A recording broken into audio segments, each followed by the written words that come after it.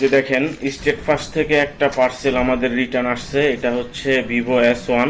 কাস্টমারের ভিডিও কলে ফোন দেখানোর পরে সে হচ্ছে অর্ডারটা কনফার্ম করছে। এই যে দেখেন সব কিছু কিন্তু এখানে আছে। হ্যাঁ, কাস্টমারের ভিডিও কলে দেখাইছি, এরপরে সে অর্ডার কনফার্ম করছে শুধু ডেলিভারি চার্জটা দিয়ে।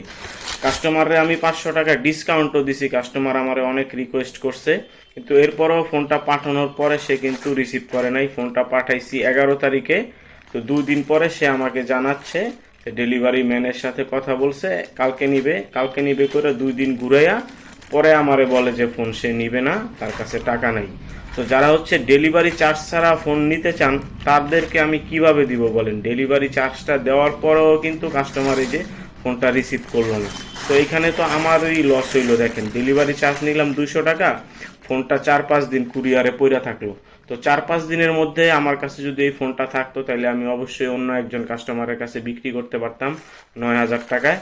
তো যেহেতু অর্ডারটা কনফার্ম করার পরে অর্ডারটা ক্যান্সেল হয়েছে, কাস্টমারে আমি 500 টাকা ডিসকাউন্টও দিছি, 8,500 টাকায় S1 Pro এই ফোনটা দিছিলাম।